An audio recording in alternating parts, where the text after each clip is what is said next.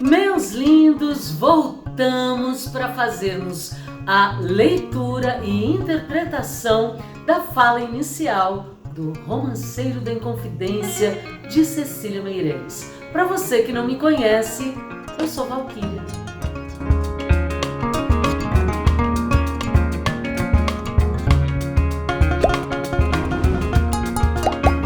A fala inicial é uma espécie de proposição. Na verdade, o momento em que o poeta vai definir quais os propósitos ao escrever o romanceiro, né? Ao que pretende ser o seu romanceiro. Nesse caso, nós vamos ter, através da poesia, uma investigação histórica e também um questionamento existencial acerca dos acontecimentos que envolvem a Inconfidência. Vamos à fala inicial. Não posso mover meus passos por esse atroz labirinto de esquecimento e cegueira em que amores e ódios vão, pois sinto bater os sinos, percebo o roçar das rezas, vejo o arrepio da morte, a voz da condenação. Avisto a negra masmorra e a sombra do carcereiro que transita sobre angústias com chaves no coração.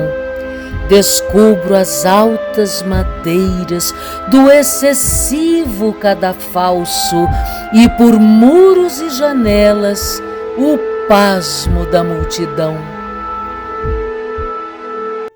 Você viu o que aconteceu? Você mal abriu o livro e o poeta já te joga direto no meio da cena do enforcamento de Tiradentes. E olha, nós temos um narrador, um eu lírico especial, porque ele não está num presente te contando a história lá no passado, não. A cena é viva, ele está presente lá no meio do enforcamento do Tiradentes. Mas você vai perceber que aqui, na própria fala inicial, um pouco mais para frente, o eu lírico está presente no momento em que o tempo já passou. Então aí eu tenho dois tipos de presente. Eu tenho o presente lá do passado, o narrador está lá assistindo, e um presente na narração, questionando tudo que aconteceu depois que tudo passou, tá? Agora, isso é lógico que deixa a cena mais viva, né? Percebo, não percebo, posso, vejo, os verbos estão no presente. Agora, para quem assistiu ao primeiro vídeo sobre o Romanceiro da Inconfidência deste canal, deve se lembrar de que nós falamos que Cecília Meirelles, em 1940, foi a Ouro Preto.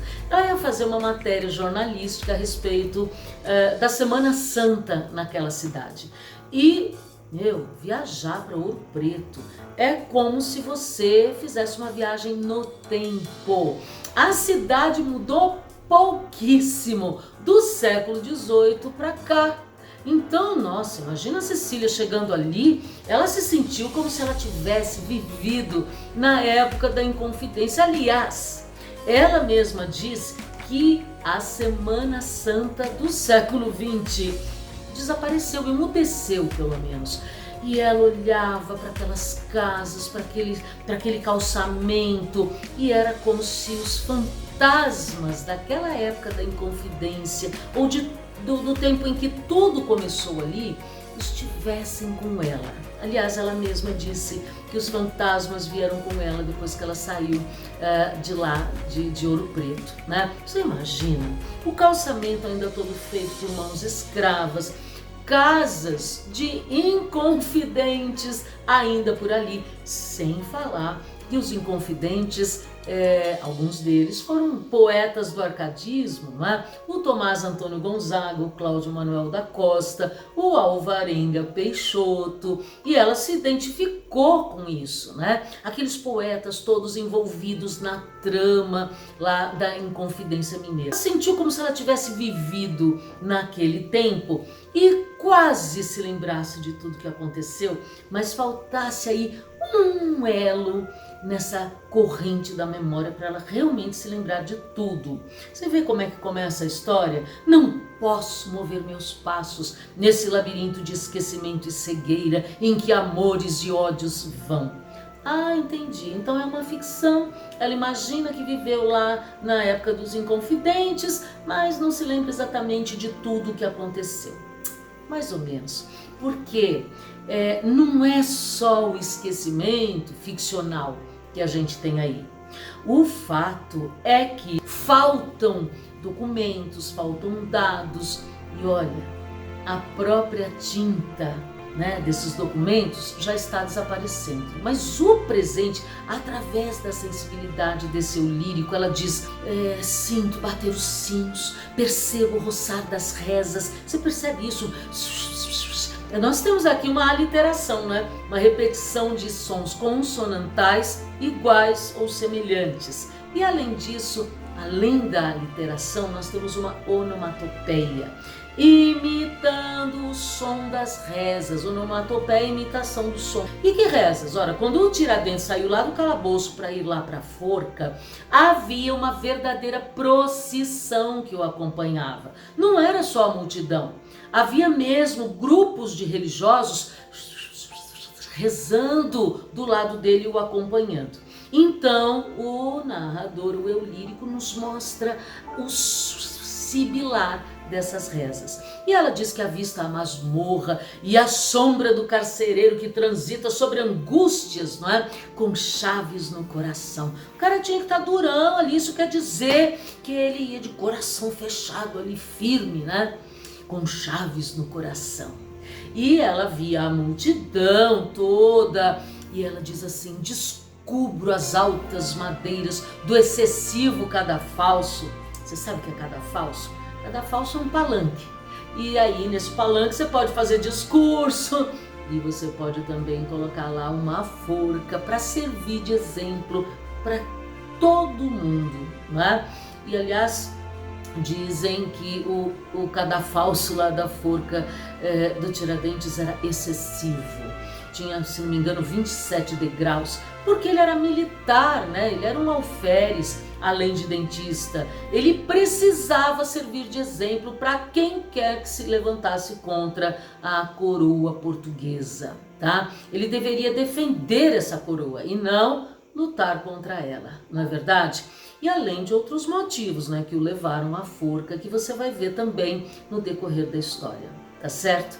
Bom, o fato é que os historiadores até dizem que a Inconfidência, a princípio pelo menos, foi uma tentativa de separar Minas. Mas no livro você vai ver que existe um momento em que o Tiradentes está indo para o Rio e que ele vai conversar com inconfidentes de lá. Né? Essa cena do enforcamento aconteceu aproximadamente meio-dia e o eu lírico vai vendo, né? Essa multidão toda e o pasmo da multidão. Nós estamos nesse momento e vamos para frente. Segue. Batem as patas dos cavalos, suam soldados imóveis. Na frente dos oratórios, que vale mais a oração? Vale a voz do brigadeiro sobre o povo e sobre a tropa, louvando a augusta rainha, já louca e fora do trono, na sua proclamação. Aqui não tem muito mais para você entender. Já aconteceu o enforcamento e o esquartejamento. Por isso ouvem-se as patas dos cavalos e os soldados estão imóveis na frente dos oratórios. Que vale mais a oração? Na verdade, os cavalos já estão levando o Tiradentes esquartejado, né? Então, não adianta mais nada naquele momento. O que vale ali, sim, é a voz do brigadeiro sobre o povo, sobre a tropa, louvando a augusta rainha. O brigadeiro aqui é Pedro Álvares de Andrade, que mandou ler, logo após o enforcamento ali, um texto sobre a fidelidade militar aos soberanos, onde ele elogiava também a rainha Dona Maria I, que você sabe, era conhecida como Dona Maria Louca, né? E você sabe, ela enlouqueceu mesmo em fins de 1791. E você vê, o enforcamento foi logo em abril de 1792. Mas o livro vai mostrar que ela sofreu com remorso depois disso. Agora, não era mais nem ela, vamos dizer, talvez que estivesse mesmo ali governando, embora todos os documentos ainda fossem expedidos em nome dela. Quem assumiu mesmo no lugar dela foi o Dom João VI. Ele nem era para ser rei, hein? Mas a mãe enlouqueceu e o irmão, que era o Dom José II, que era para ser rei, faleceu, então sobrou para ele. Mas foi só em 1799 que ele assumiu como príncipe regente, embora já estivesse de fato aí, né, no comando de tudo desde o final de 1791. Vamos para frente. Ó meio-dia confuso, ó 21 de abril sinistro, que intrigas de ouro e de sonho houve em tua formação? Quem ordena, julga e pune? Quem é culpado e inocente? Na mesma cova do tempo cai o castigo e o perdão. Morre a tinta das sentenças e o sangue dos enforcados. Liras, espadas e cruzes pura cinza agora são. Na mesma cova, as palavras, o secreto pensamento, as coroas e os machados, mentira e verdade estão. Que intrigas de ouro e de sonho houve em tua formação? Quem ordena, julga e pune? Quem é culpado e inocente? Você percebeu aí, né?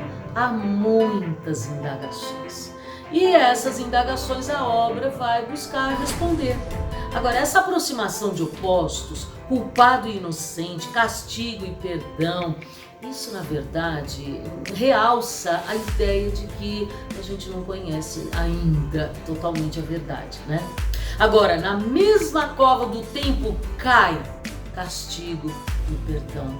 Aqui você tem aquele presente que eu disse com valor de contemporaneidade, não lá do passado, mas aqui do eu lírico, né? O eu lírico já está numa outra perspectiva, analisando que o tempo passou e que vai tudo para a mesma cova do tempo, o castigo, o perdão, vai tudo no mesmo buraco.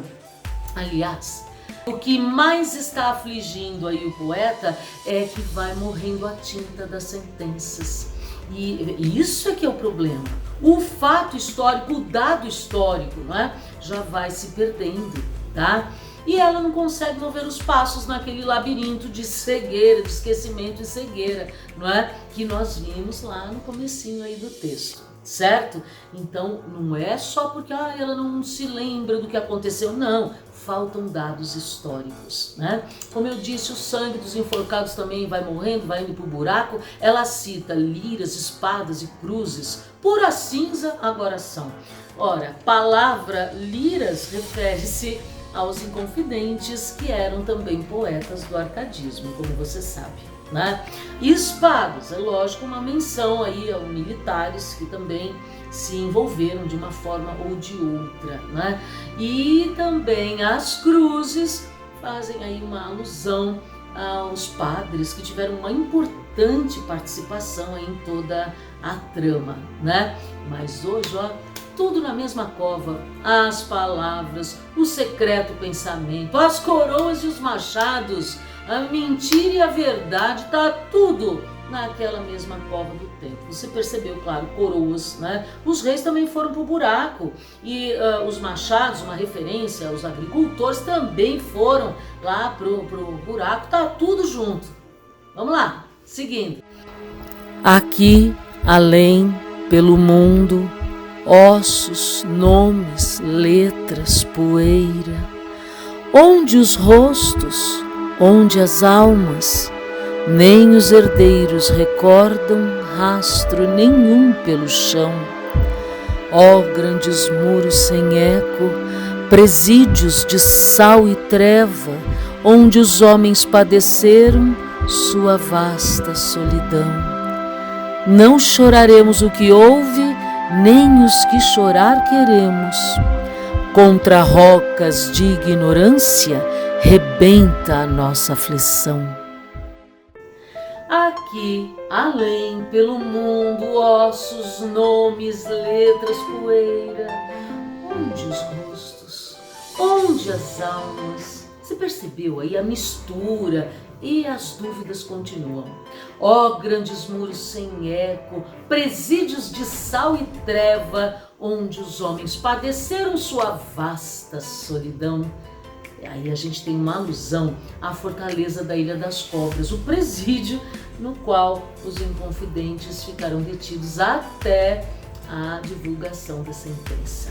Agora, o porquê deste sal aí, né? O sal é símbolo de purificação, porque você sabe, ele desidrata a carne, não é? E aí ele impede o apodrecimento dessa carne. Não vem assim a carne do bacalhau, não vem salgada, carne seca. É uma carne conservada sem refrigeração, é só ali no sal, né?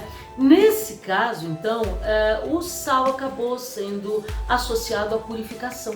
Para você ter uma ideia, jogaram sal na casa do Tiradentes depois do enforcamento para afastar o mal.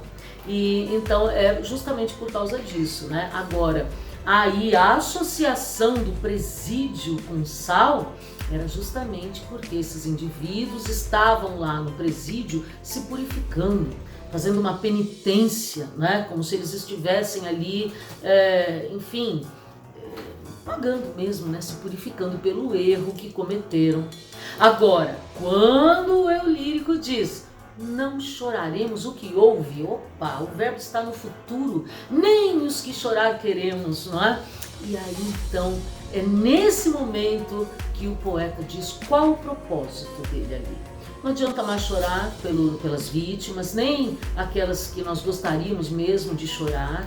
Ele está dizendo que dali para diante, então, não vai mais lamentar o que aconteceu, mas ele vai lamentar a ignorância sobre os registros históricos que não conseguem responder as suas dúvidas, não é? Contra as rocas da ignorância rebenta a nossa aflição.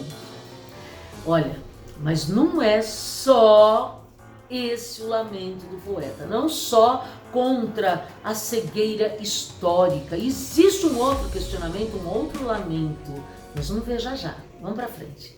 Choraremos esse mistério, esse esquema sobre-humano, a força, o jogo, o acidente da indizível conjunção que ordena vidas e mundos em polos inexoráveis de ruína e de exaltação. Ó silenciosas vertentes por onde se precipitam inexplicáveis torrentes por eterna escuridão.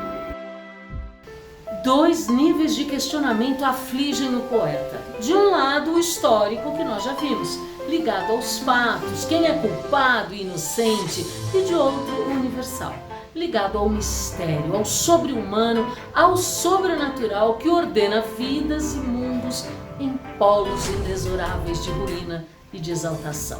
Inexorável é aquilo que é rígido, inflexível, como se alguém estivesse jogando dados com as nossas vidas, com os nossos mundos, e ao acaso alguns caem do lado da ruína e outros da exaltação, da glória, da vitória. Como quem diz que a chance de dar certo aos inconfidentes era a mesma de dar certo para os portugueses. Só que na época os portugueses saíram como vencedores, continuaram soberanos na colônia. É lógico que o tempo misturou tudo e de alguma maneira colocou as coisas nos seus devidos lugares. Quem era covarde se tornou herói. E os certinhos, como o traidor Joaquim Silvério dos Reis, hoje, olha aí como eu me referi a ele, traidor.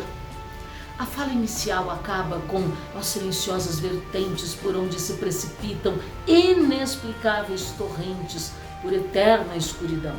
Vertente aqui é aquilo que verte, que se derrama, o assunto de que se trata. Torrente é um curso d'água abundante, usado aqui como metáfora para a força impetuosa dos acontecimentos, sem explicação, numa eterna escuridão. No próximo vídeo, o cenário.